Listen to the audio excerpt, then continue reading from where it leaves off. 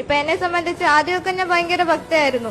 ഞാൻ ഒരു കാലിന്റെ മുട്ടിനൊക്കെ വേദന വന്നു കഴിഞ്ഞാൽ ഓർമെന്റിനെക്കാട്ടി മുന്നേ ചന്ദനം ഇടുന്ന കൂട്ടത്തിലായിരുന്നു. അപ്പൊ എന്നെ സംബന്ധിച്ച് ദൈവം ഉണ്ട്, ദൈവം എന്നെ മാറ്റും, ദൈവം എന്നെ നടത്തും, അങ്ങനെയൊക്കെ ഞാൻ ഭയങ്കരമായിട്ട് വിശ്വസിച്ചിരുന്ന ഒരാളാണ്.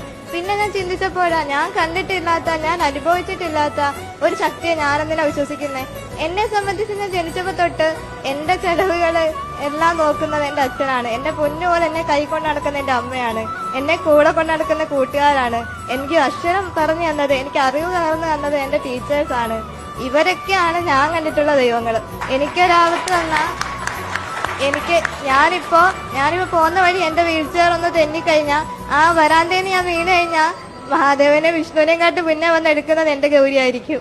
അതായത് ഏറ്റവും അടുത്ത് നമുക്കൊരാവശ്യം വന്നാ, നമുക്കൊരു വിശപ്പ് വന്നാ ആഹാരം തരാനും, നമുക്കൊന്ന് വേദനിച്ചാൽ ഓടി വരാനും ഒരാളുള്ളെങ്കിൽ അതാണ് നമ്മുടെ ദൈവം.